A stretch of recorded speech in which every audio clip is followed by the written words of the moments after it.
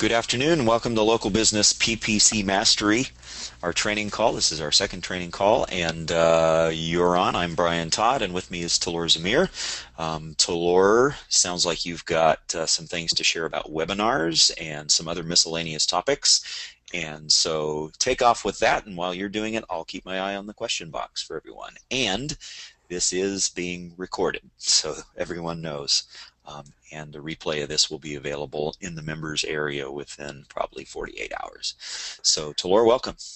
All right, thanks, Brian. Yeah, and then definitely feel free to type your questions in, and we'll. I just got some really good stuff. I'm actually really excited about some new developments here that I'm going to share, and actually have another unannounced bonus, special unannounced bonus that I just secured for everyone just yesterday. So I'm actually very excited about that, really excited about it, and have some good stuff to share about webinars. And yeah, then we'll definitely take some questions at the end. So yeah, we're ready to go. Awesome. So first thing I want to talk about, and this was a common question. So we're getting into webinars, and on the last call, if you haven't seen it already, make sure you go watch the last call, training call that we did, because I gave you my webinar slides that I use when I present to lawyers.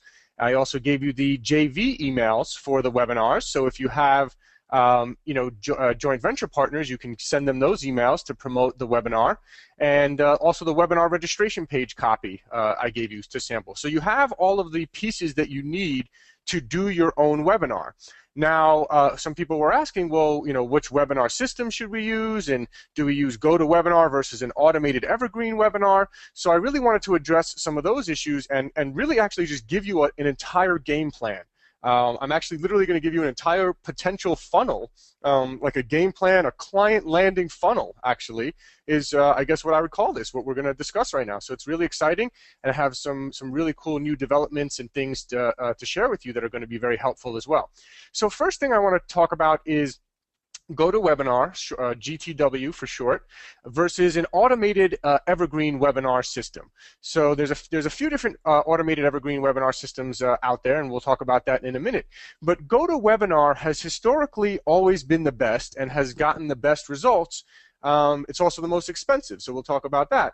But GoToWebinar usually, the reason why I believe GoToWebinar gets the best results is because it takes over your screen. So literally, like right now, you're watching this, and it pretty much is, has its own browser and takes over, and this is has the feeling of a live, training, which it is. So that's the one thing about GoToWebinar. The other thing is that people are very familiar with GoToWebinar. So people like GoToWebinar. It's very familiar. They're used to seeing GoToWebinar links and registration pages and things of that nature. So that's why GoToWebinar is great. However, GoToWebinar is also expensive, and the other thing is that it doesn't have an automated way that you can just on autopilot run webinars pre-recorded without paying an AV person, at least not that I know of. So GoToWebinar, I would say this, that if you have a big JV partner, and we talked about that again on the last training, so very important that you watch the last training as well to kind of fill in the blanks if you're not understanding everything I'm talking about here.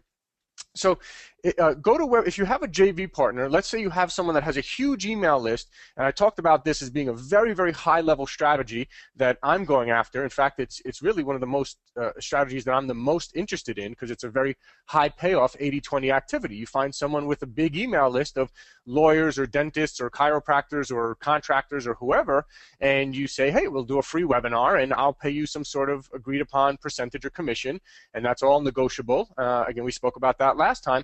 And so that's a really high payoff activity. If someone can get 100 people on a webinar, or in this case, I say use GoToWebinar if you can get, I would say, over 50 attendees. So if you expect to have over 50 attendees, and typically if you get about, to get 50 attendees, you would commonly need roughly 150 registrants.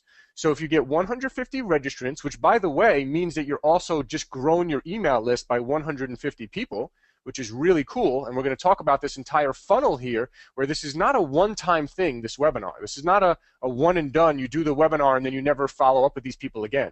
That's a big, big mistake. The whole point here is to have a whole process and sequence, and not everyone is going to be ready to buy on the first webinar or sign up with you on the first webinar.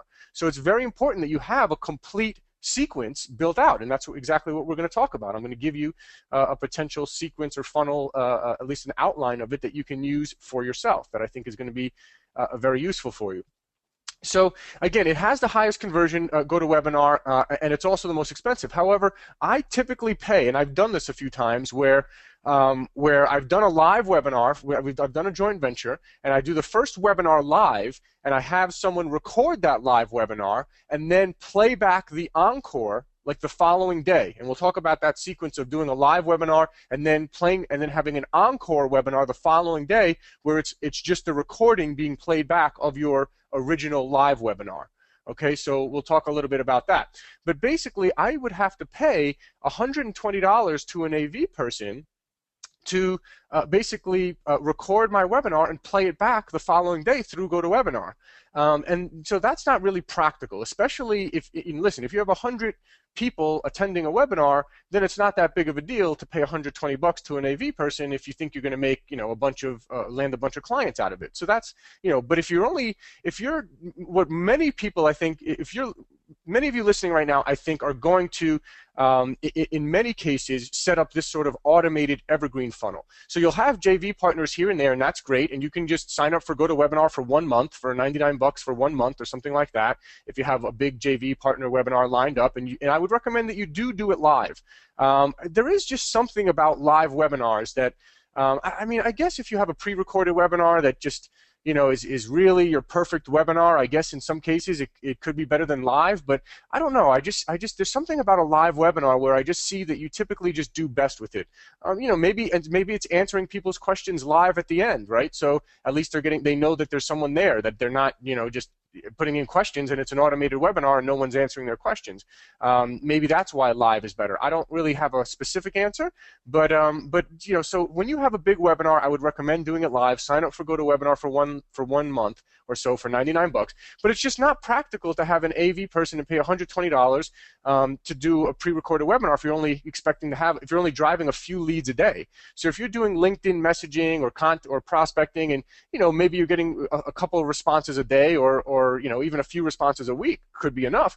But let's say you're getting just kind of this consistent prospecting thing. So if you're sending out like 100 messages a day on LinkedIn and only 5 of those people are responding, then it's probably not worth it to do a live webinar every day or two through GoToWebinar. And it's probably not also, it may or may not be worth it to pay $120 to this AV person to run it through GoToWebinar like a pre-recorded webinar for you as well, right? Not really that practical. It's also just more difficult when you're building out this funnel that we're about to talk about, that I'm going to lay out this client landing funnel for you.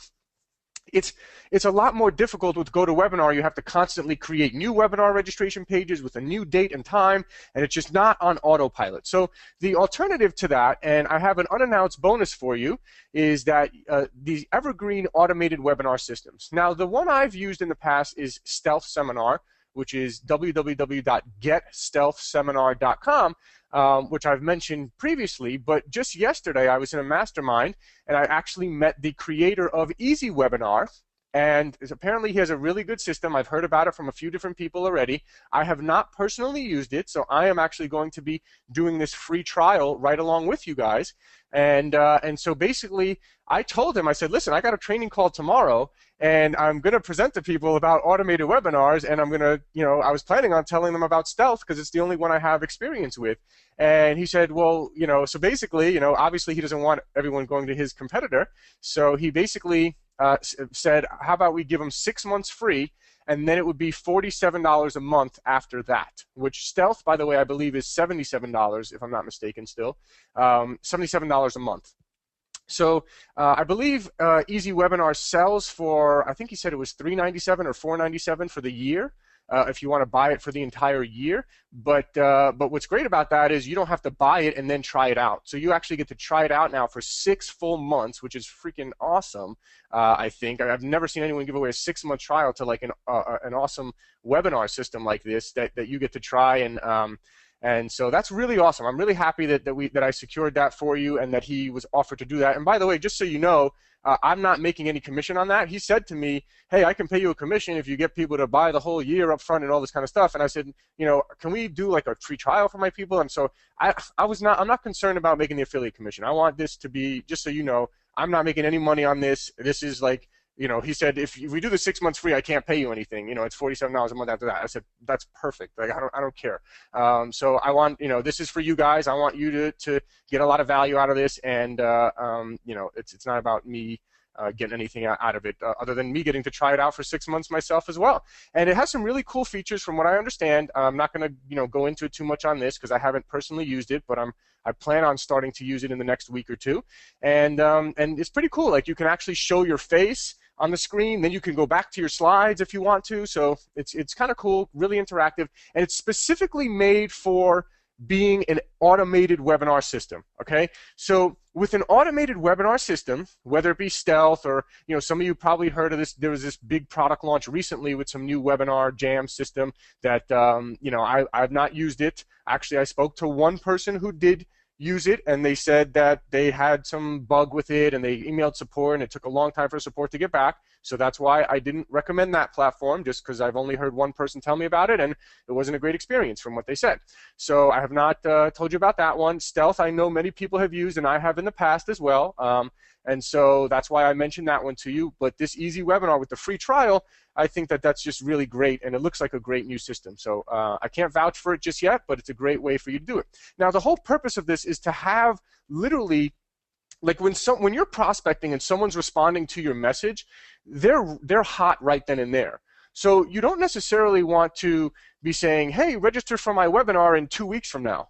Right? So like if you were using GoToWebinar and you're only driving a few leads a day or a few webinar registrants a day, then you're probably only going to want to hold a webinar maybe once a week or once every 2 weeks. And so that's not really ideal. If someone's interested in your message and they're responding to your message, it would be a heck of a lot better if there was a webinar tonight.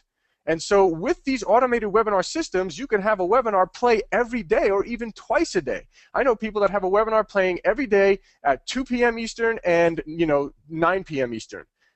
So basically you can have an afternoon webinar and a nighttime webinar, which I do recommend switching up the times. Some people have a job or work during the day, or if you're targeting, lawyers, let's say, for example, they're going to probably be pretty busy during the day. Some of them will be, some of them will, with lawyers, I actually like to hold webinars later in the week, like Thursday or Friday, which typically is not what I would do for a different type of audience. But I think that I don't know, maybe this is just some of my own thoughts in my head, that they're less busy on Thursday or Friday, just because I know from my own clients, they're usually so swamped on Monday catching up, and then usually on Friday is like when they're trying to scoot out of work at 3 o'clock to go to the bar.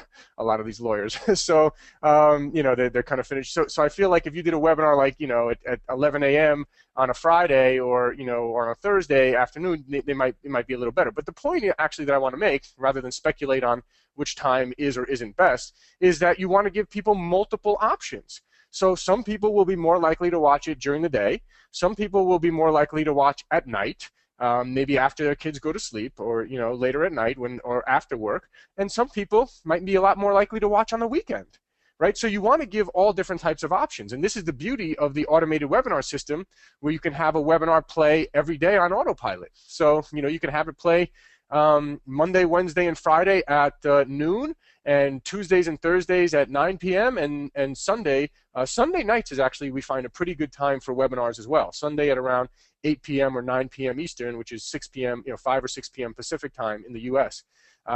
So Sunday nights, I find that a lot of people are online. Kind of like people aren't usually going out on Sunday night, and a lot of people are kind of getting back into the work mode a little bit, or just catching up on things. So I find Sunday night's a good night. Mondays are typically not the greatest day for webinars. So if you are going to do a Monday, I would definitely do it at night. I think Monday during the day, a lot of people are kind of busy and going about their day. So as far as the timing, again, give people multiple options. I would say Tuesday, Wednesday, Thursday. You don't want to do a Friday night or a Saturday night, obviously. So if you're doing Friday or Saturday webinars, you're going to probably want to do them in the morning, or around lunchtime or in the morning. So pretty much common sense, right? I mean, you don't want to run a webinar Friday or Saturday night or on a Monday morning. Every other time typically is not too bad. So anyway, this is the beauty of the automated webinar system. It's much more practical if you're only driving a few leads a day, and much more automated. So you don't have to go in and reset the time every day, or record a new webinar or anything like that. So with Easy Webinar, you can actually so what you could do with Easy Webinar is record a live webinar the first time. And in fact, if you're not comfortable doing it live in front of people, you can just set up a webinar and do a closed door webinar. Do a webinar with nobody on it, or have your have one of your friends or family be on it or something. But you can do a closed door webinar and just record it, and then Easy Webinar will play that for you, on the designated times that you set aside for it to play. So that's really an awesome thing, a really wonderful thing there. So how do you get people? So we discussed now, I think the evergreen webinars, as much as I love GoToWebinar, and as much as I use it for the big webinars, I think it's really more practical. First of all, it's $99 a month for GoToWebinar. Secondly, you pretty much are going to have to do it live unless you want to pay an AV person $120 to play a pre-recorded webinar for you. So again, it's just much more practical, in my opinion, to use these automated webinar systems. Now, another thing I didn't mention with these automated webinar systems is that they also have built-in webinar registration pages. So you just have a webinar registration page that you can create through Easy Webinar, right? And you'd probably link it up to some email autoresponder system. So you would typically want to have an email autoresponder system like Aweber or MailChimp or iContact. Are probably the big ones. Infusionsoft is a lot more expensive. I think that's like $300 a month at a minimum. So Aweber is probably the cheapest. Probably I think it's like $19 a month for the minimum plan, which would probably serve you well. And then there's iContact. What I like about iContact, actually, better than Aweber in some cases, iContact allows you, and that's just the letter I and then the word contact, not constant contact, by the way. I do not like constant contact at all. It's iContact, the letter I, contact. What I like about them is that you can import people into that system.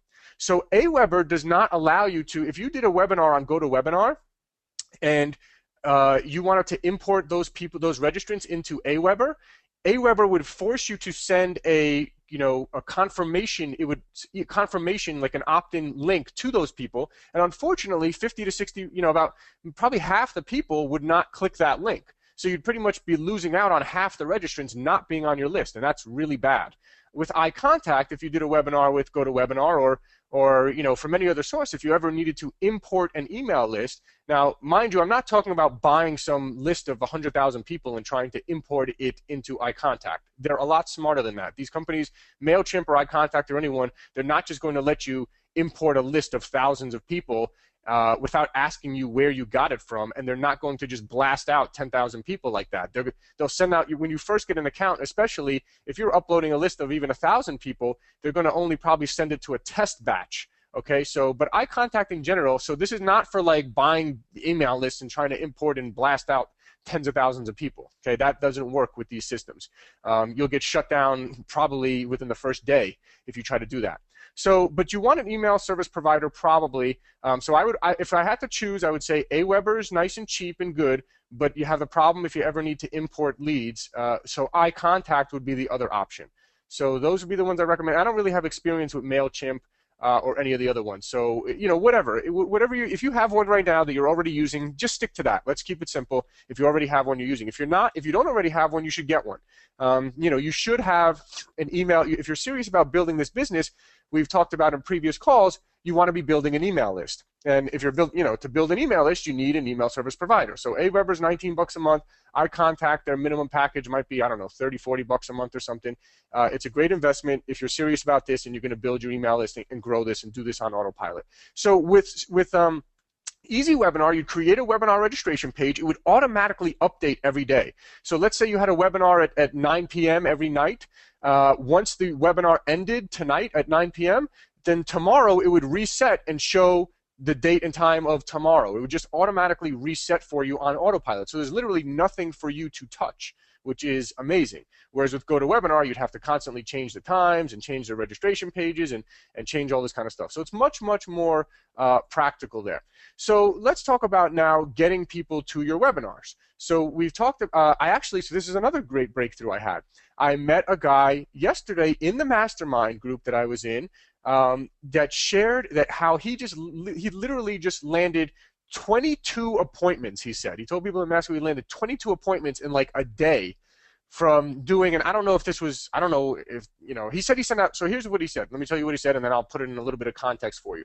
So he uses a Google Chrome plugin that he said was $25. I just learned this yesterday, by the way, so I haven't used it. A Google Chrome plugin for $25 called LinkedIn Message Sender. Okay, so I'm assuming, and I don't know much about plugins, so don't ask me technical questions about it. Maybe Google it or post it in the group. Maybe someone who's more technical can help you. But essentially, it's a Google Chrome plugin here. Excuse me for 1 second. So basically, you're going to use that plugin, and it can send out. He recommends that no more than 100 messages a day on a normal account, same as other people have told you. So by the way, I know I recently just posted just a few days ago about this person who provides this service for sending out for $200 to send out 500 messages. So I told this guy about that, and he's like, no, why would you do that? You can get this Google Chrome plugin for $25 and send out 100 messages a day on your own. So, I mean, that is pretty phenomenal. And this guy's doing it, and a couple other guys in the mastermind group are also doing it. Now, he uses the subject line. He showed me the subject line. He was trying to show me the message, but for some reason he couldn't load it on the phone. There was internet problems or whatever it was. I'm going to try to find the entire message from him. He basically lands physicians as his client. He has high level, I think he used to be a physician himself, and he markets to physicians and sells like, I don't know, some sort of coaching. I don't actually know exactly what he sells. But he basically uses the subject line, private invite from, and then he has his name in the subject. So go ahead and steal that subject line for your LinkedIn messaging. I'd highly recommend using this Google Chrome. Actually, I shouldn't say I highly recommend. I haven't used it. So what I heard in this mastermind is these guys are crushing it using this Google Chrome plugin called LinkedIn Message Sender for $25. So every day you can literally send 100 messages, and it does it for you on autopilot. So again, just so you know, if you get your LinkedIn account shut down, please don't blame me. You're doing this at your own risk. Maybe start out sending 50 messages a day just to be on the safe side for a few days and see, make sure it works all smoothly. That might be even a better idea, and then maybe scale up from there. But he said, I'm just going to tell you what he said, and I don't want to give advice and then someone comes back and says, oh, you told me to do this and my LinkedIn account got suspended. So please just know that this is all doing it at your own risk. If you don't feel comfortable doing it, don't do it. Please don't, there's some people that aren't comfortable doing certain things. That's fine. Don't do it then. I don't want to, I'm not giving any sort of advice or legal advice or, again, if anything happens, please, this is all I can share with you is what I hear from very high level people in mastermind groups that I'm in, and just from doing things on my own, very high level things that are working. And if it's working for other people, if this guy tells me he just landed 22 appointments and that he typically closes like half those appointments into clients, I'm going to tell you about that strategy because I want you to do the same. So he has a premium account. So he sends out 1,000 messages a day.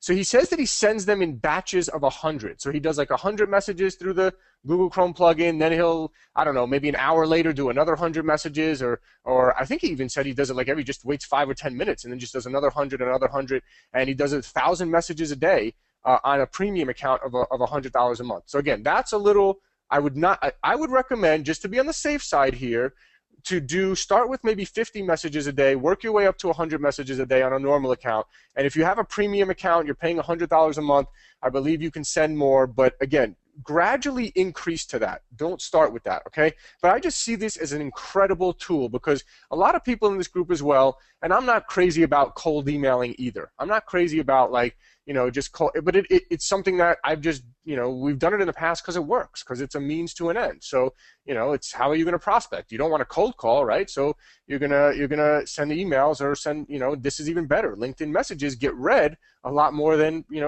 potentially cold emails. So I think that this is just kind of really something that everyone should be doing and focusing on is working LinkedIn. Now, another thing he also agreed is extremely important is that you have a good profile. you have to have a very impressive profile. So you need to work on that. You want to, look at the proposal and all the marketing resources and watch the sales videos that I provide for you, and write a really good LinkedIn profile for yourself based on a lot of those best benefits that you can provide about what you do and how you help businesses. Any accolades or accreditations or whatever you have that you can put, you're gonna have to do it yourself. This is something that you're just gonna have to put a little bit of time into in doing it, but it's not something that you should ignore your LinkedIn profile. It needs to be very good. Okay, so make sure your LinkedIn profile is good, because the better your LinkedIn profile is, the more responses you're going to get. Right? If someone sent you a message on LinkedIn inviting you to a free webinar, and he said he has done webinars, and a lot of times he also just messages them directly for a phone consultation. Okay, so I got to find out exactly what his message says, but I'd recommend, the great thing about it with this Google Chrome plugin, you could test different messages every day and see what gets you the best response, right? So very, very important that you can, that you know this and utilize this. I think LinkedIn is just a huge source for landing clients, and I'm just hearing about it more and more and more. So again, this is a great source for you to do there. So by the way, Maggie makes the comment that wasn't seeming to find a LinkedIn message sender. I was Googling it myself, Talor, while you were talking. I think what they're referring to is called Autopilot for LinkedIn. Yeah, I just wrote down what he told me, which was Google Chrome plugin, LinkedIn Message Sender. I can follow up with him and get a link for sure. So let me try to follow up with that and post that. If no one can find it, let me post it below this video when we post this to the members area. Let me ask. So Maggie's suggestion was that it's probably called Autopilot for LinkedIn. I know you can find that, but you'll get back to people and make sure that is actually what he was referring to. Yep. So, sounds great. Perfect.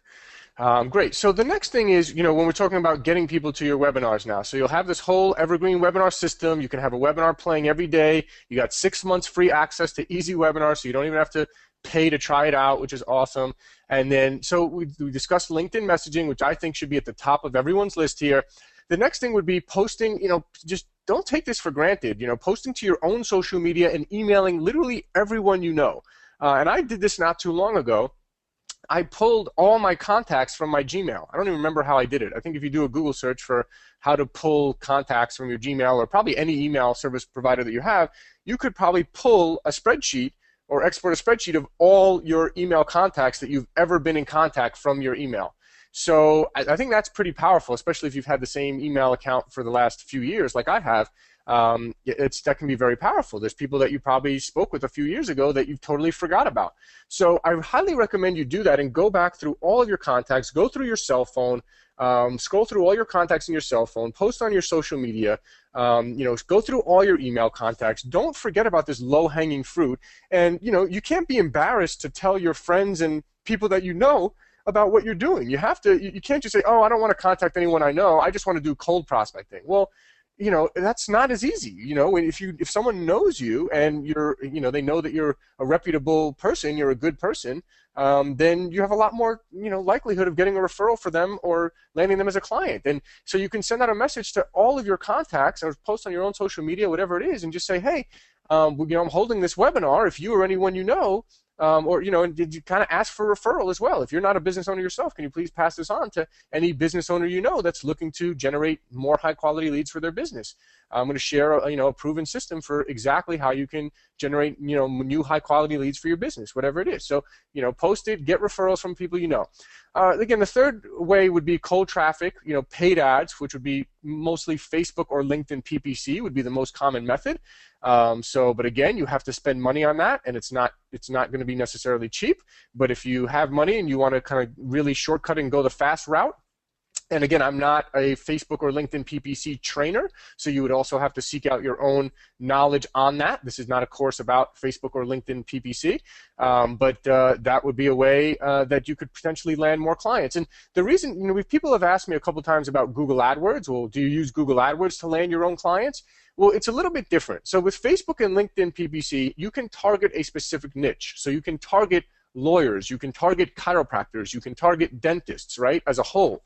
So you would have and again, it's very important that you be consistent with your messaging. So I really love this idea of picking a niche. I love the idea of saying, okay, I'm going to target chiropractors, and then you have a webinar registration page that talks about how chiropractors can generate new high-quality leads for their business. So you're not just saying local businesses, you're specifically saying chiropractors. So if you were targeting chiropractors with Facebook or LinkedIn ads, you'd have an ad that specifically mentions like attention chiropractors, free webinar, how to generate new high-quality leads for your practice, whatever, right? And then they would go to a webinar registration page that said, attention chiropractors, or, free webinar reveals how chiropractors can generate more leads for their practice, right? And then when they get on the webinar, you're simply just modifying the slides that I gave you to say, just insert the word chiropractor instead of lawyer or instead of local business. That's all. But when you can be very congruent like that and pick a niche, you're going to have more chiropractors click on your ad if the word chiropractor is in the ad.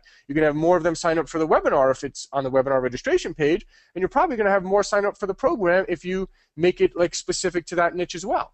Okay, so that's a key with the cold traffic paid ads there. Emailing or having someone call their office, again, to invite them to the free webinar. That's another option that you can do that we've spoken about. And then we spoke about this last time as well, the joint ventures, which is really, really lucrative. So we spoke about that last time. You can go back, refer back to the previous training call for more on that. So that's how you're going to get people to your webinar.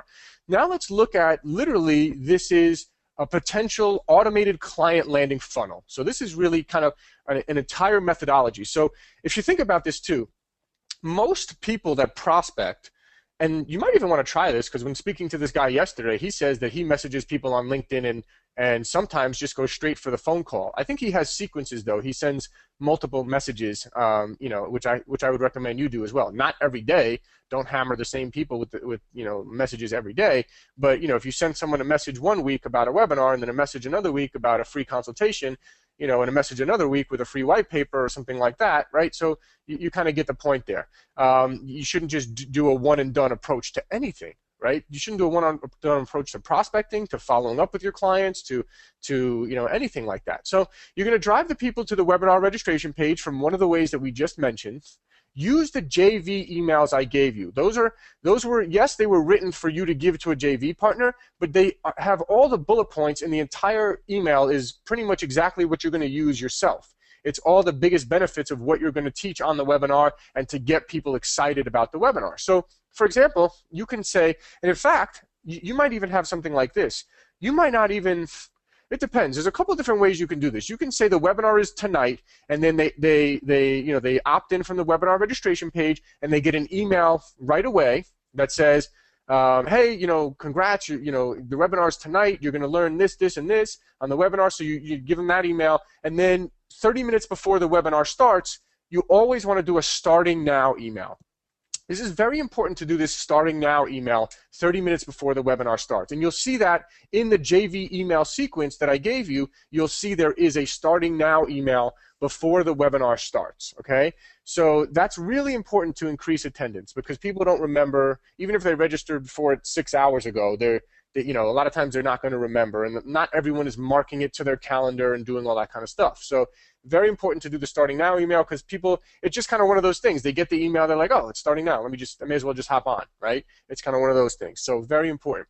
Then what I recommend that you do is invite people to an encore webinar a day or two after the first webinar. So again, if this is through Easy Webinar, it's all pre-recorded, it's all the same webinar playing every day, or playing whatever you want, Monday, Wednesday, Friday, or or Tuesday, Thursday, Sunday, whatever would probably be better than Monday, Wednesday, Friday, Tuesday, Thursday, Sunday, or you can just do it every day, right? Doesn't really matter.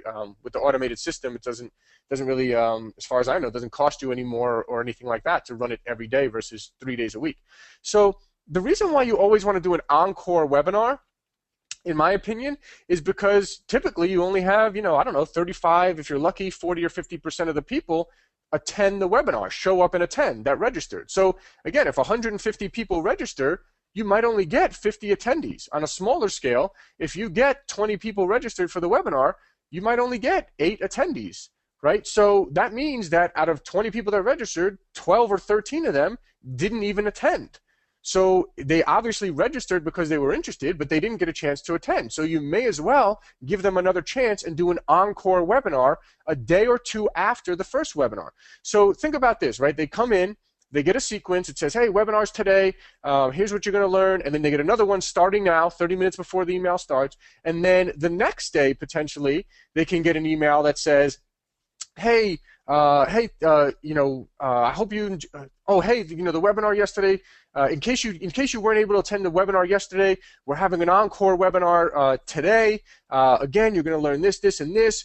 It's a really high quality webinar. Whatever you're going to say, right? The point is to say, in case you missed it, we're holding another one today, right, or tomorrow, however you want to structure it, right? So that's what I would do. I would say encore webinar the following day. So give them a chance, because again, if only 35-40% of people attend the first one, if you can get another 25-35% of the people to attend the second one, you could potentially double your results. And I see a lot of people miss the encore webinar. I think the encore webinar is a very important piece to the puzzle that a lot of people miss. They just do the webinar, and then a lot of times they go straight to the webinar replay, which that's okay. You can go straight to the webinar replay, but I think that you're going to have your best conversion on the actual live webinar itself. Well, we shouldn't call it live. On the actual live event of your pre-recorded webinar, if that makes sense, right? So you have a pre-recorded webinar playing at 9 p.m. every night, for example.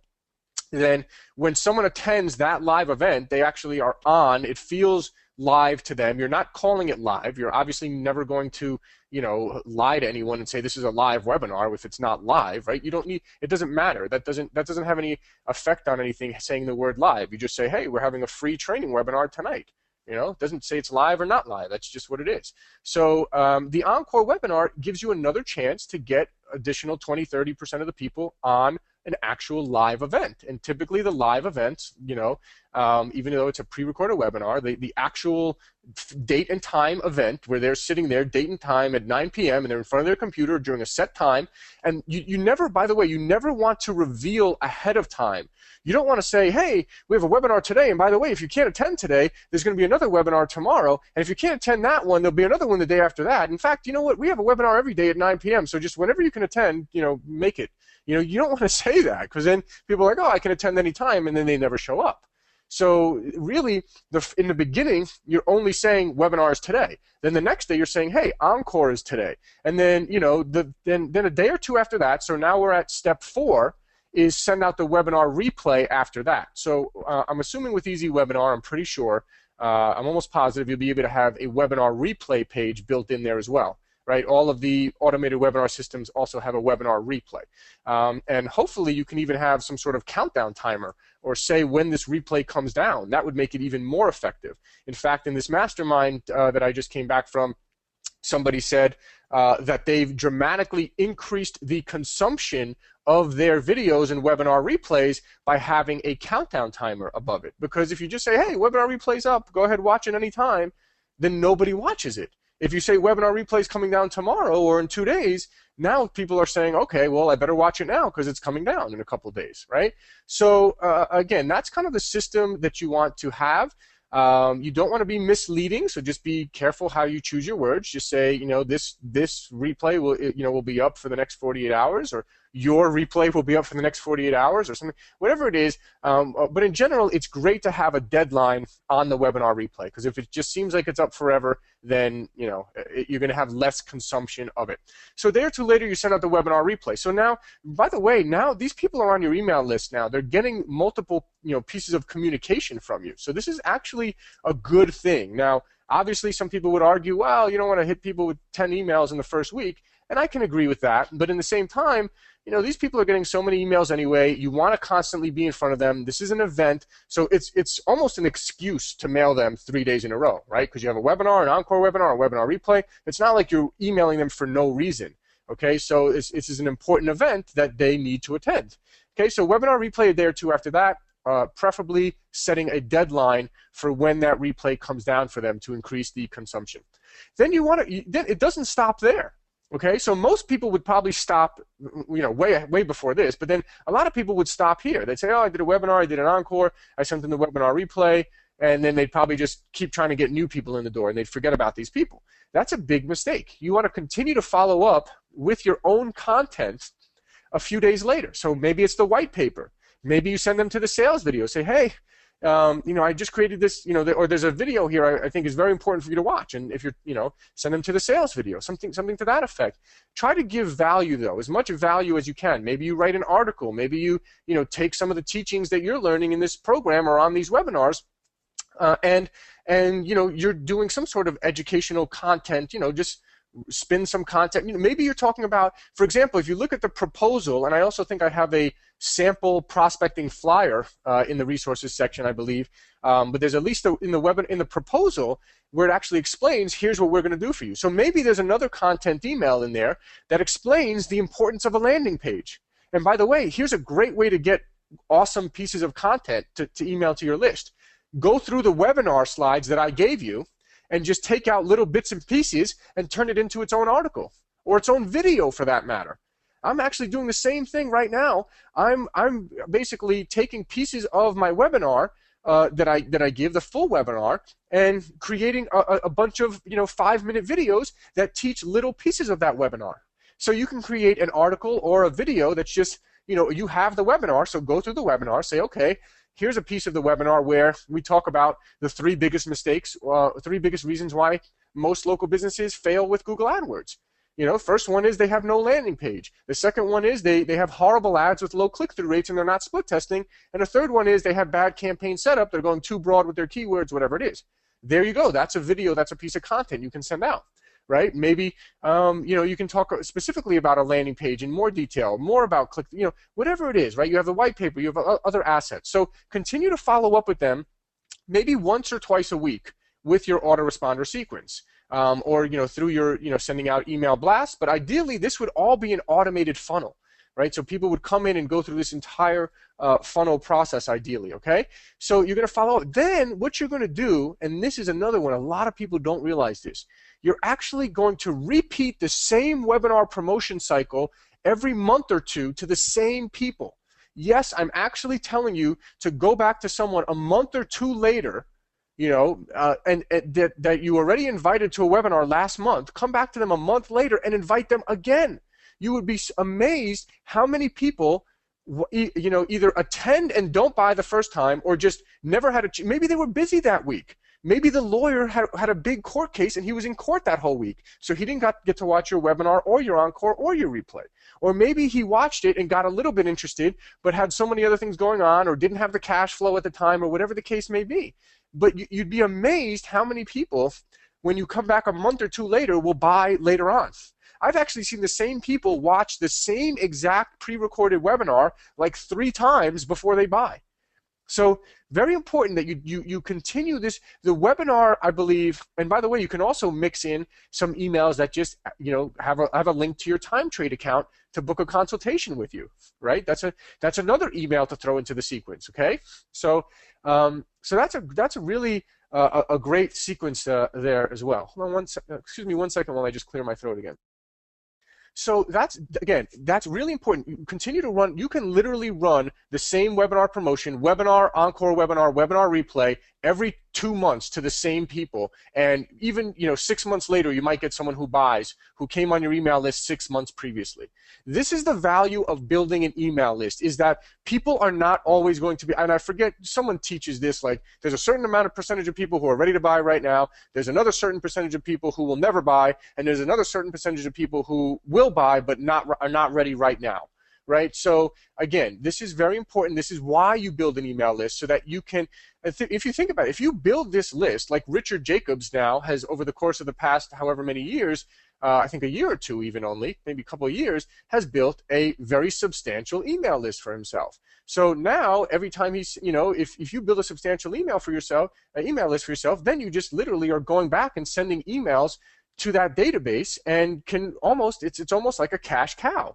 Right? So build a big email list and treat them good. Send them webinars that are good content webinars like the one you have. Send them good content, right? And then we even talked about on the last call, which I didn't even put in here, is that eventually, let's say you could have an entire 60-day sequence planned out, right? So they register for your webinar, they get the encore webinar, they get the webinar replay. Then, oh, by the way, with the webinar replay, you want to remind them on the last day. If you're doing the webinar replay comes down, that if you say webinar replay comes down today and it's the last day that they have to watch the webinar replay, that's going to get you the highest consumption and really the best results. So again, I would highly recommend doing that. Saying, you know, hey, last chance to watch the webinar replay, it's coming down today. So that's another email, right? So that alone, so they register for the webinar, one email right away. Starting now, second email. Encore webinar the next day or the day or 2 days after, that's third email. Webinar replay, that's fourth email. Then it's going to be, you know, hey, webinar replay comes down tomorrow, maybe fifth email. Then it might be webinar replay comes down today, last chance to watch the webinar replay, that's the sixth email. Then maybe you take a few days off, right? So you've hit them with a bunch of emails, take a few days off. This is, by the way, this is just what I would do. I'm just telling you what I would do. Take a few days off there, and then maybe come back with, hey, free white paper, right? Hey, I got a free white paper for you. Great white paper. Then maybe a few days later, you come back and say, hey, this is a great video I just created. There's a great video here. I think I really recommend you watch it here. I think you're going to get a lot of value out of it. Maybe send them to the sales video. Or again, create a piece of content like I mentioned, right? And then, so again, you're keeping in touch with them once or twice a week, and then maybe after a month or two, you're coming back again. Hey, we're holding another webinar this Thursday or tomorrow or whatever it is, right? And you're sending them a link, or tonight or whatever. And then you do an encore webinar, so you're following that same promotion. So then after, you could build out a 60-day sequence here just with what I just told you here. Just, right? So then after that, if you wanted to, if you had JV partners, you could potentially then, let's say you partnered with a guy who has a software for lawyers or does SEO or social media for lawyers or dentists or chiropractors, and they agree to do a webinar of your webinar to their list, and you believe in their product and their service, so maybe you put them into your funnel.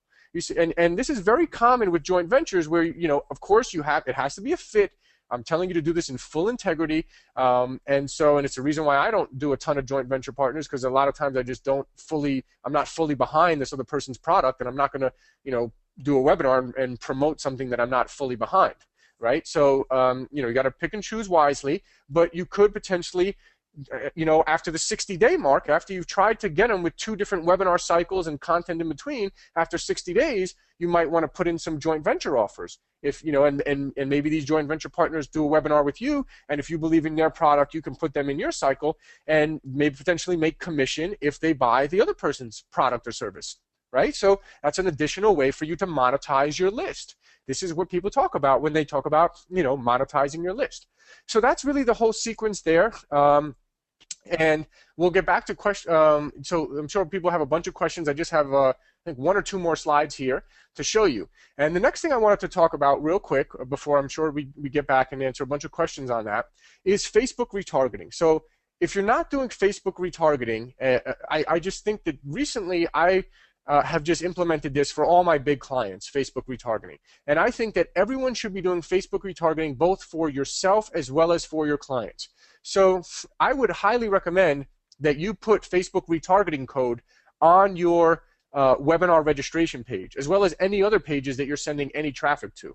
If you're doing any type of prospecting and sending them to a landing page or your webinar registration page, whatever it is, highly, highly recommend putting a Facebook retargeting code on that page. So I'm not going to sit here and show you how to set up a Facebook retargeting code. It's actually really, really simple. Just do a Google search for how to set up Facebook retargeting. It's super, super simple. Now the first step right now is to just go, and you don't have to set up the ads yet. Okay, when you set up Facebook retargeting, the way it works is do a Google search, how to set up Facebook retargeting. It'll show you how to go into, to create a audience. And by the way, I always use Google Chrome as my browser when I do Facebook ads and Facebook retargeting and stuff, because the Facebook Power Editor, which is how you're going to want to create your ads, and again, this is not a Facebook advertising course. I'm just going to show you the basics so that you can get up and running the right way here very quickly, 80-20. And just give you what you need to know here. So the first thing you want to do is you want to get that code and put it on your website as soon as possible. Because here's the thing: if you put the Facebook retargeting code on your webinar registration page today, you're probably not going to start running those Facebook retargeting ads until maybe a few weeks from now, whatever it is. But the point is that it's cookieing those people who hit the page, or pixeling, or whatever the correct terminology is these days. So basically, here's the deal. You'll do a Google search, how to set up Facebook retargeting. You'll basically just grab, it'll show you how to create a Facebook retargeting code. Okay, very simple. It literally will take you 30 seconds or a minute to set up a Facebook retargeting code in your Facebook account. You put that Facebook retargeting code on your website or registration page or landing page or whatever, right? In this case, it would go on your webinar registration page. And by the way, you do this for all your clients. And by the way, you know what? I didn't even mention this. This has been a big selling point. Two clients that I've landed recently, one of the things that I took them over from other, they had other account managers previously, and they wanted something different. They feel like things have been stagnant or haven't been going well and this and that. Oh, what can you do differently? Okay, well, I do the call tracking for one, so we'll know the conversion, right? So that's a big selling point, the conversion call tracking. We're going to know the ROI from every keyword. And another thing I would say to them is, hey, and by the way, I've been crushing it recently with Facebook retargeting for my clients. It's one of the best return on investments I've seen. And by the way, Facebook retargeting is actually, in my opinion, much more powerful than any other type of retargeting, including Google AdWords retargeting. And I wouldn't say that for, I think Google AdWords is still the number one, is by far and away. I don't think Facebook ads themselves are great for local businesses. I just don't. I think Google ads are by far way better for local businesses. But when it comes to retargeting, okay, so you have this retargeting code, and by the way, I recommend you do both Facebook retargeting and AdWords retargeting for your clients. But people, they really like this. You can tell the client, and this is a big selling point for these clients. They loved the fact that I said, number one, the call conversion tracking. Number two, I'm going to set up Facebook retargeting. It's awesome. Anyone that hits your site, as soon as they, and think about it, for a personal injury lawyer who's paying a lot of money for a click, right? And not everyone, calls their office and turns into a lead right then and there. But then that person later on that day is scrolling through their Facebook feed and they see in their news feed a promoted post from this lawyer that's like, hey, if you've been in an accident, call us, this and this and that. Just a normal whatever, just a normal promoted post, through Facebook. So that's really powerful. It's going to help increase the ROI dramatically. YouTube retargeting is something that I don't have a lot of experience, but I'm also in this mastermind heard a lot of people talking about that they're getting great results with YouTube retargeting, tremendous results as well. But at the very least, and by the way, YouTube retargeting you can do through your Google AdWords account as well. So maybe I'll do a little bit more of a further training on that as well. So you guys can learn a little bit more, but YouTube retargeting is another great resource. But at the very least, I highly recommend for both your clients and yourself, get the pixel on the page, get the Facebook retargeting code on the page, because it's going to take you a little while to build up that audience. Let's say you're getting 20 people a day hitting your landing page or hitting your registration page, whatever it is. That means that after 5 days, you'll have an audience of 100 people to retarget in Facebook. If you're getting 20 people a day, right, for 20 days, then you'll have an audience of potentially an audience of 400 people. Not everyone's on Facebook, so if 400 people hit your page, maybe 300 of those people are on Facebook that you can retarget, right? So there'll be a little bit of fallout because not everyone is on Facebook, like me. I only use Facebook for ads because I actually see it as a distraction to be on it personally. That's just my personal opinion, but I'm one of the few. I'm one of the few Facebook holdouts. So again, typically 400 people hit a page. You have your Facebook retargeting. 300 of them will be your audience that you can retarget. It's very powerful, both for your clients and for yourself. So again, something I really want to mention, that it's just one of the best ROIs I've seen, and everyone should be doing it. Literally everyone, like every niche, any business, any person who's doing any kind of marketing and driving any kind of traffic should be doing Facebook retargeting. That's how much I really think, that's how powerful I think it is right now. And that's what I got for now, Brian. Let's take questions from here. Let me open up the question box. Yeah, and actually, I can't see. If you want to see the question box, I can set it up so that you can. Yes, please do. Thanks. So let's see. Thomas makes a comment. I have a new system, Webinar Fusion Pro. I haven't used it enough to comment Brian, on it. Actually, when you gave me access to questions, it like muted my volume for like 5 seconds, so I just missed what you said. Oh, okay. Thomas says, I have a new system, Webinar Fusion Pro. Haven't used it enough. It was a no-brainer price-wise. May have increased. The Pro version had the replay option. So he's just mentioning that. Okay. Michael was asking about doing in-person live events locally. Do you have any data or inclinations on whether those do better than webinars?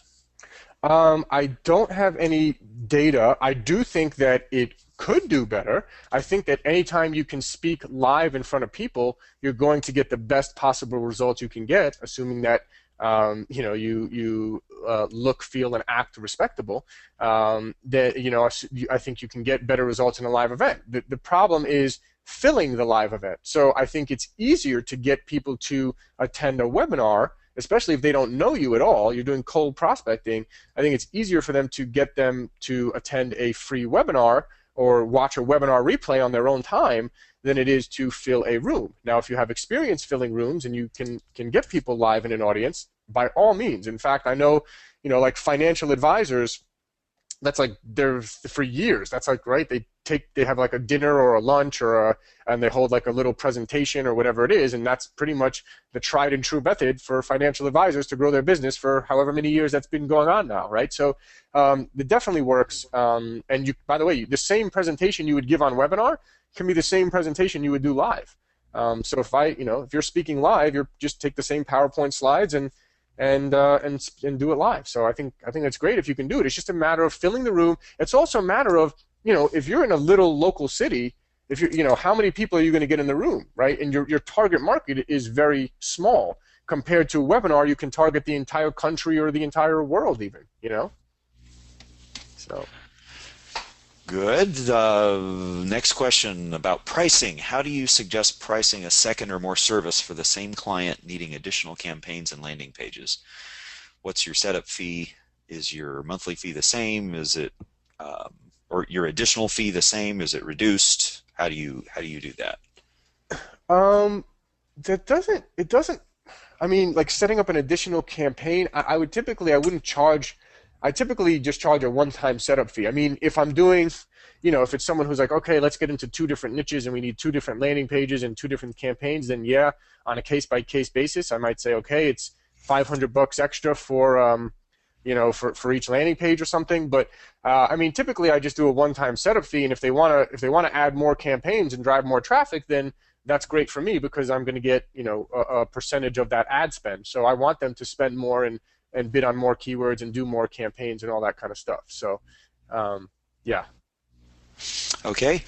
Omkar says if a client is offering multiple services like a personal injury lawyer or law firm, also does wills, estate, divorce, family, etc., do we suggest a personalized landing page for each individual service approach?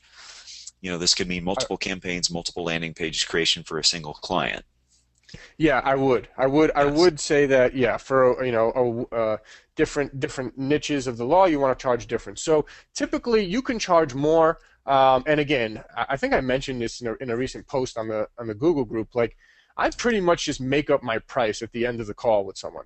I basically talk to them. I see if I think they're going to be a pain in my butt. If so, the price goes up a lot.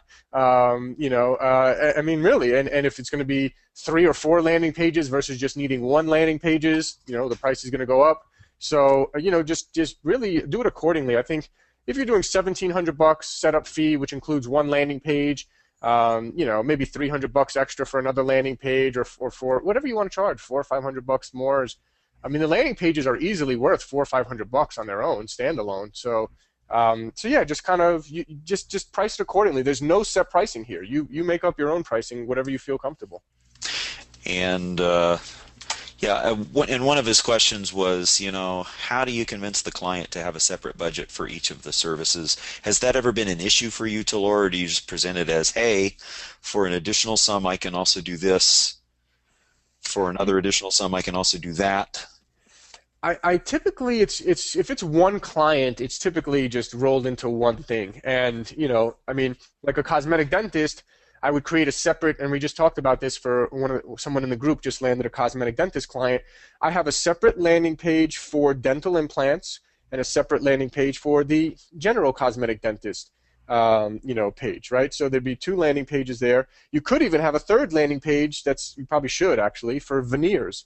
For cosmetic dentists, dental implants is a big search term. Cosmetic dentists is another big search term, and veneers is another big search term. So you could, and the thing is this though, right? Like if I'm doing a cosmetic dentist landing page, to do a different page for veneers and dental implants is really not that hard. You're literally just, you create a cosmetic dentist landing page, you duplicate it, you change the headline or a couple bullet points to add the word dental implants in there and make it more specific to dental implants, and the rest of it, like been in business since 1979, served this many this, accredited this, awards here, this and that, all that stuff's going to stay the same.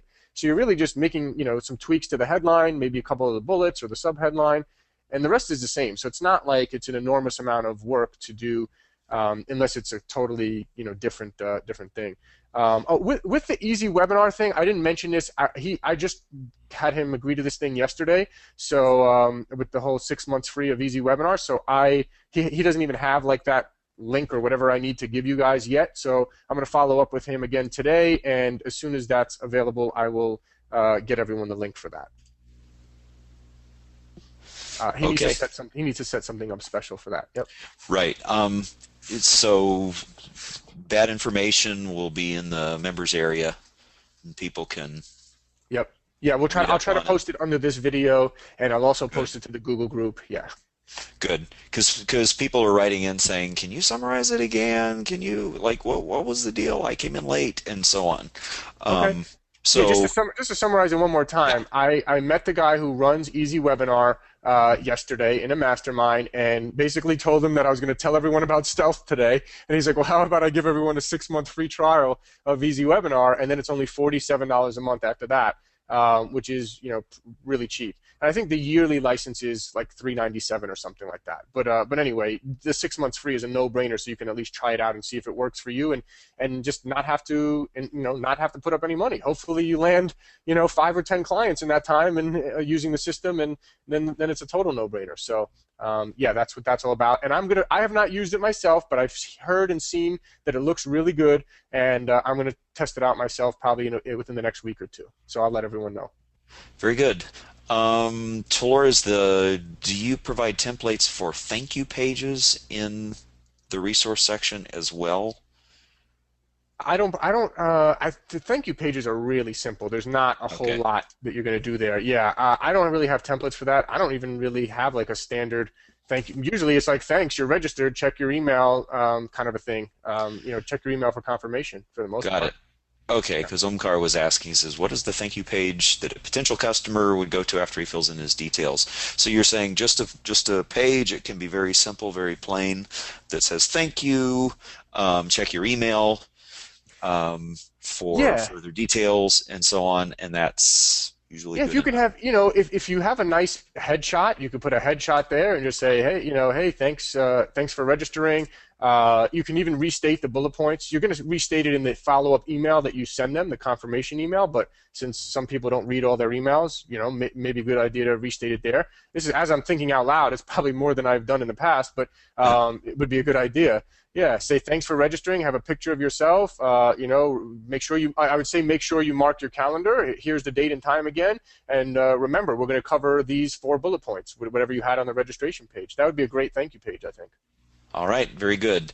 Eclair says, can you make this presentation available in PDF or PowerPoint in the members area, because it would sure be useful as a checklist. Sure thing. Yeah, All absolutely. right. Um, let's see. Michael asks, is your call to action always to go to your time trade page to schedule a consult, or do you also offer your phone number for calls? I don't offer my phone number. You could if you want, but I would really just have them schedule the appointment. This whole thing is really a positioning thing. So, I think that people are going to be more pre-sold. In fact, I don't know this person's stats, but someone was telling me they drove cold traffic straight to a consultation, and the people didn't watch a webinar and didn't do anything.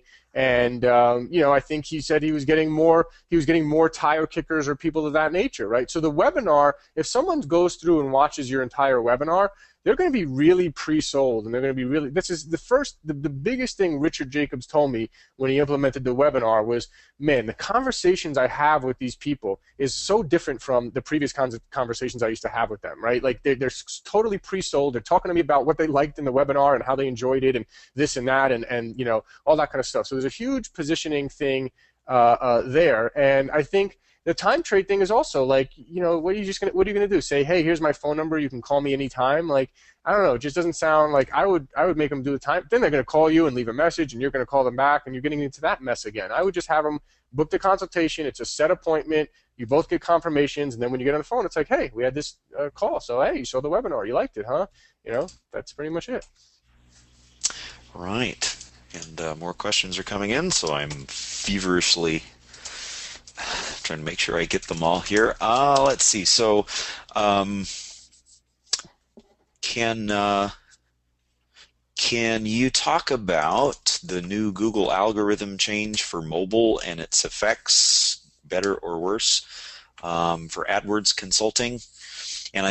And pretty sure Patrick is referring to the April 21 deadline yesterday that says that if your site's pages are not mobile friendly, like clearly and specifically mobile friendly, that when people search for you on mobile, you simply will not show up. Can you comment on that briefly, Talor?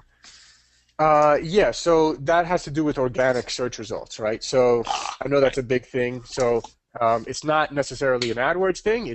That's an organic search, and Google said supposedly that they're going to really hurt the organic search rankings of any website that's not mobile friendly. Yeah, that's more of an organic search thing. Our landing pages are mobile friendly. That's a big piece. They convert really well on mobile traffic. Actually, the way that these landing pages with the landing page generator are so simple, that makes it so much better for mobile as well. That they're really simple. It's very straightforward, very easy to read and turn into a lead from mobile. So yeah. Very good. Let's see. Connor says, I noticed some of the pages saved in the landing page generator use a video sales letter. What do you think is the ideal length for a video sales letter where the goal of the page is to get them to call for a free consultation? The ideal length. I never really have an ideal length. It's really like what what do you need to what's the point that you need to get across? Is really is really the question. I don't know that there's a set time. I think some people say that long sales videos are better. Some people would tell you that, oh, if it's just a quick thing, maybe make it quicker. So it's really hard for me to answer that question. I really don't know. I mean, I guess take a look. Actually the sales video for attorneys, the PPC attorney sales video that you have preloaded into your landing page generator, I think is around, I want to say 10 to 12 minutes long, and I would consider that to be kind of long. And I talk super fast in that video too, so there's a lot in that. So I'd probably say you could be a little shorter than that, or that long, or yeah, I don't know. I think once you get longer than that, it almost may as well be a webinar. And I kind of did the sales video. The sales video was kind of like the pre-webinar where I was at. It was kind of like, well, instead of me doing a whole webinar and this and that, let me just make this video real quick. I mean, you can see that a lot of what I talk about in that sales video is very similar to what you would talk about on a webinar too. So I think it's good to maybe follow up, like I kind of said with the funnel. When we spoke about the funnel, you have webinar, encore webinar, webinar replay, then maybe another piece of content, maybe the white paper, another piece of content, and then maybe you can send them to a sales video that's maybe 8 or 10 minutes long, or maybe even 5 minutes long, whatever it is, to get a consultation that's just a shorter recap version that can help, again, drive people back to consultations. So yeah, maybe 5 to 10 minutes. I don't know. Yeah. Got it. And I wish I could. I wish I could weigh in on that. I know we do video sales letters. I've sat and watched video sales letters that run like 35 minutes and Yeah. and longer. Yep. And I know they just absolutely convert like hell, like in a good way, Right. because I've seen results with video sales letters. It's a function of how good a story you tell, like literally. And by story, I don't mean like lies and deceit. I mean like how good a storyteller you are and how well you can draw people into what it is you're actually telling and selling. So. Right. Not really a limit on that. Let's see. So Scott asks, does Easy Webinar let you see which invitees actually show up and how long they stay on? I believe that it would do that. I don't know for sure. I haven't checked the checklist, but I would imagine, I'm pretty sure that almost all of the services do that. So yeah, I believe you told me that you can even see exactly how long each person has been on. So yeah, I'm like 99% sure that you can see who attended and who did not. Yeah. Yeah, And seems then like a pretty good deal then. yeah, and so Uh, Christopher, I just want to take a question from Christopher. It says, I run a once a yeah. month meetup group for internet marketers. Would like to do a pay-per-click presentation to see if I can get leads. I know there's going to be a lot of people who want my services that are not going to be able to afford what I do. And he's asking if there's a smaller, quicker setup package that you offer to people that are not in the normal income range. If so, what would you recommend I offer in the package and the minimum you would charge to filter out those people? So I mean, I don't know. I mean, it's up to you, really. It's up to you if you want to take on clients. I mean, listen, there's people who take on clients for, I don't know, $500 a month. So, whatever you want to do. I think if you're in the beginning phase where you don't have any clients right now and you just want to do whatever it takes to, build up some client base and get some testimonials, then yeah, do whatever it takes and take on some of those. If for nothing else, take them on for practice and for a testimonial. So if you're in a position where you have a bunch of clients or you have things that are making you money where you don't want to, you don't want to put in a lot of work for a $300, $500 a month client, then don't. So it's kind of hard for me to answer that, but I would you could position yourself at the end of your presentation and say what your minimum pricing is. So yeah, so you could say $9.95 a month, or you could say $7.95 a month. The thing is that it's kind of hard to have separate packages. If you're presenting to everyone, it's kind of hard to say, well, if you have money, then it's $1,700. If you don't have money, then it's $600 a month. It's kind of hard to say that because really, like, you're not going to do anything differently. No matter who you land as a client, you have to give them a landing page. You have to set up their Google campaigns if you're going to do this method for them. So yeah, it's kind of hard. So I don't know. Try to find a price point that you're comfortable with and that you think would get you the most amount of people for a price that you're comfortable with. Yep. Uh, And yeah, I mean, you have to know what your criteria are. yep. And some people will make it past the bar and some people won't. So let's see. What do you do when you get prospects who are interested in your pay-per-click services but do not even have a website? No problem. You can do the landing page. I have done this before. I've had people that either don't have a website or have an awful website that I would never want to connect my landing page to. So I just buy a domain.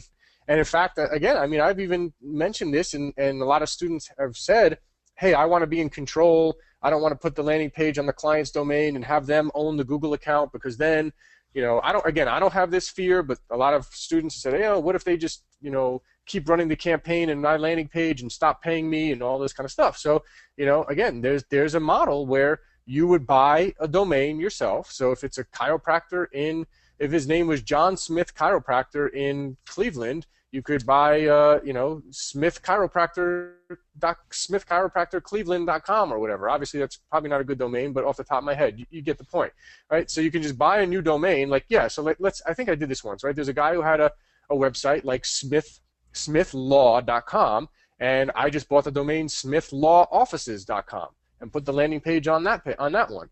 And so you can definitely do that. They say that if it's on a website that's properly good SEO and a lot of content, it could potentially help your quality score. Personally, I don't go crazy trying to please the quality score gods. Right. Let's see. Frank asks, this is an AdWords question. And I'm going to try to answer Frank's question first, then Talor, you can take a crack at it. Sure. I'm big on location and call extensions, but I've always stayed away from site extensions because I consider them a possible distraction. Is the only reason you like site extensions because it makes the ad look bigger? My answer to that question is no. It's because with site extensions, it lets you bypass their homepage, or it lets you take people to specific pages on your site that are about specific topics. And you can post multiple links to those multiple locations on your site in one single ad. And that's a great benefit. So you don't have to funnel all of your traffic through the same little entryway. Talor, what are your comments on that? Yeah, I would say so. A couple of things I do. So I would say one, it does make your ad bigger, which does help. So Yep. that is one benefit, having a bigger ad. And just in general, if you just saw an ad that was just a normal ad and didn't have site links, it's just additional. To me, it's additional benefits that you can add there, right? So like if for a personal injury lawyer, we have like one of the site links that says Smith's. If it's John Smith, it would say like Smith's no fee guarantee, right? We have the no fee guarantee, and you don't pay a fee unless we win, right? So it'd be like Smith's no fee guarantee, free consultation, call now, learn how much your case could be worth, or whatever it is. So now it's like all these additional benefits that they could be clicking on. Now, with Brian, what you're referring to more is like a general AdWords campaign where there's like lots of different pieces. Now, also again, so for a cosmetic dentist, though, by the way, just to kind of further Brian's point, if you had the 3 landing pages for a cosmetic dentist, right? You had one for cosmetic dentists, you had one for veneers, and one for Right. dental implants. Then your site links, one site link would be, dental implant plans, or dental implants could just be a site link, and veneers could be a site link. And when people click on the veneers site link, they go to the veneers landing page. Yep. Click on dental implants, they go to dental. So Yep. yes, that's right. Because someone who types in cosmetic dentist you don't know necessarily what they're looking for. Maybe they're looking for dental implants, maybe they're looking for veneers, maybe they're looking for teeth whitening. So you could have a site link that for each of those and have a separate landing page for each of those. Now, we've had some discussion about this, and so in the Google group, so just to kind of clarify my methodology, what I would do if you don't have multiple landing pages. So let's say you only have one landing page, and this question has come up in the Google group as well. And that is, well, if we use site links and you have to send each site link to a different, URL or whatever, a different page of the site, you can't have this, you can't just have all the site links going to the same exact page. You need a different URL for each site link. So, so basically, people are saying, well, we want everyone to go to the landing page. So we don't want to send them to different places on the site. We want everyone to go to the landing page. So in that case, again, this is where my controversial site link strategy that some people, are not comfortable doing, and so that's fine. Don't do it if you're not comfortable. But if in the members area, my site link trick that I do. And actually, it was expanded upon by someone in the group very nicely. And I think this is how I would suggest modifying my original site link trick to make it more comfortable and more abiding by Google's terms. I believe they said like I don't know what they said. At least 20 or 30% of the page has to be different for each site link is what the official Google terms say. So basically you can just my site link trick is to duplicate the landing page 3 times. So you have your original landing page, and then it's duplicated 3 times and named a different. So like you could literally have /page-A /page-B /page-C, right? And then you have your original landing page, and that could be 4 separate URLs that all take people to the same landing page. So I've done that in the past. I'm not telling you to do anything that's against Google's terms of service. So, and I'm not telling you to do anything you're not comfortable with. Now, so the solution that someone actually said, which is a great solution, is to just change 20% of the content then on each of those duplicated pages, or whatever it is to satisfy Google's official terms of service. Again, I can tell you I've done the site link trick without changing the duplicated landing pages. I've done it many times, and I've been fine. But again, I can't recommend you do anything that's against any terms of service, and I don't want you to do anything you're not comfortable with. So I think a great compromise would be change 20-30% of the landing page as much as you can. Just change things around, or change the headline and some stuff. But ideally, if you have different sections like veneers, dental implants, those links would go to those landing pages. Kind of connecting the dots there. And Frank says that makes sense. So good.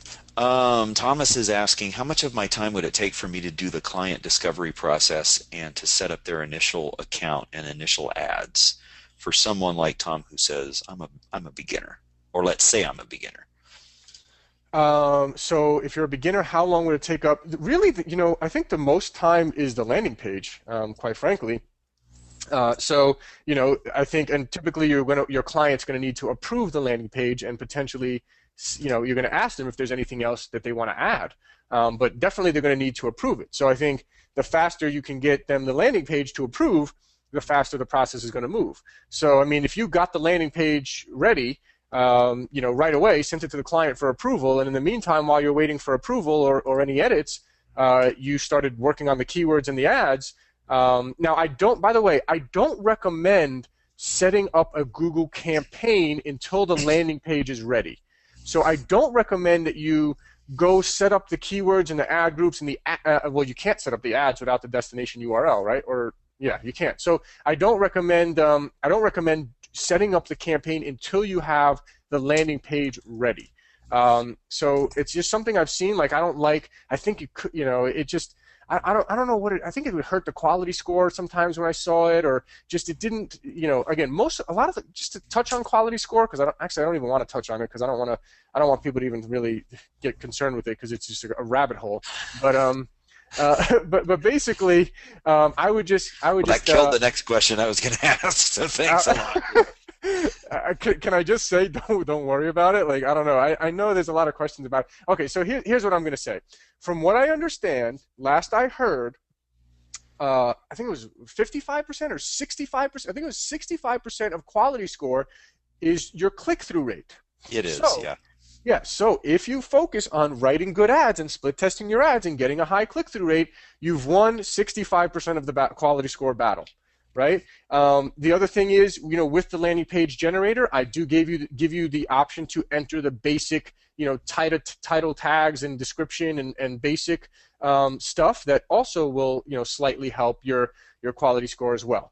But so that's 75% of the battle right there. So again, to go crazy with I mean, I used to go crazy over quality score, and this is why I just said, you know what, screw it. I don't even care anymore about quality score, because this is what happened to me, right? And when I heard 65% was your ads, I just said, let me just focus on my ads then, and just make sure I have the basic on-page stuff. But literally, I remember years ago, man, when I first started doing this, and I was like, oh yeah, quality score, I'm going to get this quality score thing, and I had I had a developer create a custom, I don't know what he did. He did some crazy software integration, I don't know, code thing, and basically made it so that every keyword had a separate landing page with that keyword sprinkled all over the landing page, right? And that was supposed to get me a higher quality score with more relevance between the landing page and keyword. Yeah. So it was basically, if you have 100 keywords, this guy literally had 100 landing pages created that just inserted the keyword into different spots of the landing page in different places, and I thought that would get me a higher quality score.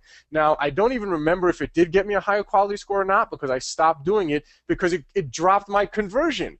Because it wasn't natural, and the keywords sprinkled in weird places didn't always make complete sense, or it hurt my conversion. So I'd rather have a good conversion and focus on my ads, and just I've always been fine just doing that. I can only say what's worked for me, and that's worked for me. So. Well, and a couple comments. My first comment to Laura is when you design a ads and a landing page for a computer, guess how the human beings are going to respond? Take a wild guess. That's comment number one. Right. In other words, to be very plain, design your ads and your landing page for people, okay? Don't do it to try to please a computer. Even if that computer is Google and their, giant magical Wizard of Oz algorithm. The other comment, our student was asking about, I think it was Michael, was asking about the 80-20 of keeping it good. Talor, you hit on it. If you're split testing ads and you're writing good ads, the single biggest piece of quality score is in fact your click-through rate. So if you are testing and getting better and better and better click-through rates, your quality score can only go up. Split testing new ads does not kill quality score. One of our people was expressing reservations about that. No. The only possible way that split testing ads could give you a bad quality score is that if one of your ads was so horrifically bad that the click-through rate was just awful, in which case you just delete it. Right. You'd be done, and your quality score would be back to whatever your old control ad was. So yeah, split testing ads has always been best practice in the 13 plus years that 12 or 13 years that Google has been running their AdWords program. So that's never, ever, ever, ever, ever going to change. and just focus on your ads. Write them for humans. Don't write them for machines or computers, and you'll be fine. So, Yep. let's see. John says, I set up a PPC campaign 3 weeks ago for local tree services. I've got 257 impressions and one solitary click. Can you give a process that you go through for troubleshooting this so that I might be able to see where I messed up and how I can improve things? If I took a look at it, I could. So if you want to email me the login, maybe I could take a look at it and give Well, you there you go. better details. But I would say in general, if you're not getting, so it looks like your click-through rate's a little low, although it's a little early to tell. Only 257 impressions in one click. But really, so if you want to expand a campaign and get more clicks, there's essentially two main ways that you do that. Number one is you add more keywords or go more broad with your keywords. So, I mean, this might be one of the rare cases where I would say you could use broad match. Although I still don't know if I'd use broad match. I'd probably still go with broad match modifiers. So I'd have to see what keyword you have in there now, but go a little broader with your keywords and try to find more keywords that you can add. That's one. And the second one is expanding your radius targeting. So if you're only targeting, I don't know, 10 or 15 miles or a certain city, expand that radius maybe to 30 miles or, around the office or something like that. That's another one. And the hours of operation. So if you're only, sorry, the mailman is dropping off a package here. And the third one would be if you, to the hours of operation. So if you're only running ads from 9 a.m. to 5 p.m., then you could potentially run ads 24/7 as another way to. So add more keywords, expand your radius targeting, and run ads 24/7 would be the obvious, I think, ways to expand your campaign and try to get more clicks. Yep. Let's see. With a question with AdWords, if you target a 20-mile radius in my city, I enter a new city name, or I end up being in a new city. If I use the same ad with a city name in the ad, the viewer might be in a new city name. How do I handle this? So if I understand the question, sorry if I was too fast on that, Talor, but if I understand the question, what you're asking is if you just use the radius targeting, and you're putting like names of cities and names of towns in your ads, then the same people are going to see, like if someone's in Schaumburg, and you're targeting Chicago, well then they're in Schaumburg, but the ads are going to say Chicago, or they're in Chicago and the ads are going to say Schaumburg, and it might not be relevant, and so on. Yeah. So basically, here's the deal, right? So like, if your office is based in a certain city, then I don't know. I would probably still have the name of that city in the ad, because in the end of the day, like all right. So like, let's say okay. So let's say we're in New York City, right? So let's say I'm in Queens, and I have a chiropractor or something in Queens, and he's near the border of Queens and Brooklyn, or Right. something like that. And he's like, if he has an ad that says Brooklyn chiropractor, and they click on it and they see that he's in Queens, then that's kind of weird anyway. Like, that's kind of maybe a disconnect, and you might get clicks that don't convert. So I kind of think that, in general, I don't know that I'd put a city name in the ad if you weren't actually in that city. I think that, if someone is right near the border of Brooklyn and Queens, and they are willing to travel to Queens, and they saw a Queens chiropractor, or maybe it said Queens/Brooklyn chiropractor. I don't know. Maybe there's a way to modify it. Maybe there's a way to combine both. So I don't know if there's a way to put both in there. Or another solution would be, I guess, to have a separate campaign. You could do one campaign where you target just your city, and then another campaign you could target the other city. But again, it's just a little weird to have a different city name in your ad if you're not actually in that city. I think that's a little weird, but you could, in theory, if you're on the borderline of both, I guess you could be targeting the 10-mile radius around your office in Queens, and then maybe target the 2 or 3 towns that are on the border of Brooklyn and Queens, and target those towns, and then maybe those you say, just the Brooklyn Queens chiropractor or something to that effect. Yeah.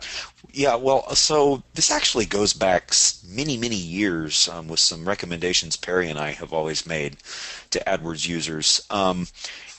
Depending on the business that you are advertising for, um, it may or may not be a liability um, if your business's home office is in Schaumburg, um, but people in Chicago proper are seeing your ads, or vice versa.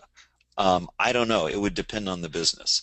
For people living out in Schaumburg, which is some distance from Chicago proper, that could be that could be an issue, and they would find your ads not relevant. They wouldn't click on them if they lived in Schaumburg and your ad says Chicago. Anyway, um, one of the things our recommendation has always been that you have two different kinds of local campaigns. Um, you have you have one campaign where the geography is strictly set to show in specific metro areas or specific communities. Okay, and that's one campaign. Then you set up a second duplicate campaign that has much broader geographic spread. Maybe it's 10 miles, maybe it's 20 miles, maybe it's 50 miles, and so on.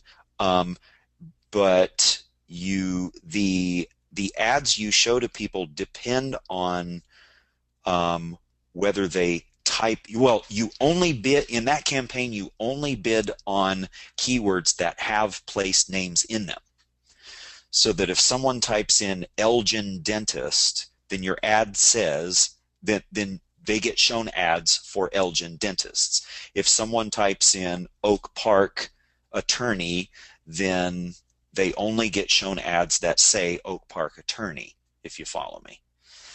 So we've been teaching this for years. If you want to send a request to me or email a request to me, I could send you a really brief summary of it from some of our previous publications for how we recommend doing this. But that's one way to deal with that issue, when you're in a metro area with a lot of different specific communities.